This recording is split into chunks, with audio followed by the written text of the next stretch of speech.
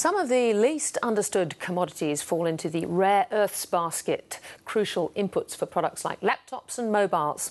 Well, last year, China met over 90% of world demand. So a white paper released by China is being closely analysed by Australia's rare earthers.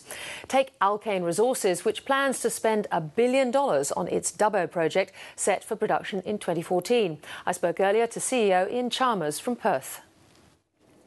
Ian Chalmers, welcome to the programme. Good evening, Sticky. Now, Ian, I've got to say, this Chinese white paper on rare earths I found made extraordinary reading for its bluntness, its frankness. Absolutely. It's quite amazing for the Chinese to do something like that and to put it into print. I think all of us in the industry were very, very impressed with what's been said. Yeah, $15 billion US dollars industry a year, I understand, rare earths. And one of the things the Chinese have a big issue with is the divergence of price and value for their rare earths when compared with other metals. Do you share that concern? Yes, I do, although we have seen, or we did see in 2011, a remarkable jump in prices. So their graph went to about 2010. I think it would have been interesting had they stretched it out to 2011. It might have not quite shown the same divergence, but after 2011, the second half, last quarter of last year, the prices came off fairly dramatically, and we're back to what you'd consider now maybe long-term sustainable prices. They are, of course, the big producers at the moment. 90% of world demand they cater for. And I'm quoting from their white paper. They say, for some time now, some countries have been particularly fretful about the situation of China's rare earths metal industry and related policies, doing a lot of guesswork and conjuring up many stories. Presumably, they're alluding to the potential control that China has had over the price and supply.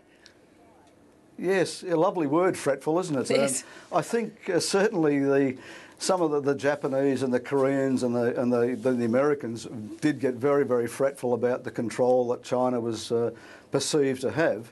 And that sort of rubbed off in some very strange events taking place, including the famous fishing boat arrest off Japan.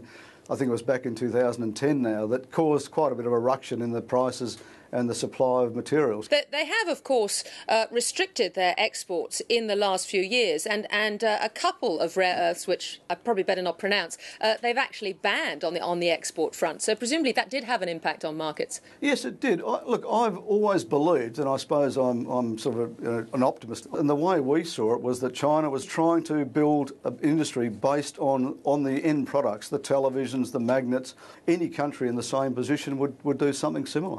It's just that it's, of course, so big and has such a market share at the moment. One of the things that I found extraordinarily revealing was, and again I quote, after more than 50 years of excessive mining, China's rare earth reserves have kept declining and the years of guaranteed rare earth supply have been shortened. It's almost as though they've had this sort of aha moment that actually they don't have a completely sustainable supply of this very valuable material. Absolutely, and I think that light bulb moment probably happened about 2 years ago when they first started talking about export quotas and maintaining or managing the business. And once the central government got involved, you could see how the industry was going to change, and it certainly did over that 2-year period to where we are today. Yeah, they say, and I'm going to quote again because I think it's just so amazing, self-discipline in the industry is also weak and vicious competition exists to some extent. They also say that the amount of illegal exports out of China is extraordinary, although they have managed to curb that a bit. It's interesting. I think they quote a number, I can't remember the exact number, but they said they tallied up what the rest of the world was saying it acquired in rare earths and compared that to China's export numbers, and there was something like a 20% discrepancy, which they then obviously had to put down to smuggling. And it's interesting that there's some countries like Vietnam, very close to China, has this remarkable rare earth industry without any obvious sources of supply. So you can sort of put two and two together and say smuggling was a big part of the industry, and it's something that they've set out to cut down. OK, well, let's move to you fellas. And what happens when the Alkanes of this world and the other rare earth producers start delivering real amounts of rare earths onto the global market? There are going to be two big non-Chinese producers, Molycorp in the States, the US, and Lynas here in Australia. Now, those two companies in their own right are going to produce large volumes of what we call light rare earths, special applications for the light rare earths. The rest of the industry will provide smaller input. In our own case, we might be a 4,000, 5,000 tonne a year producer. But importantly for us and on the rest of the world, about 25% of our output is the heavy rare earths. And the heavy rare earths are the particular ones that are going to be in short supply, big demand, and the prices have escalated very dramatically.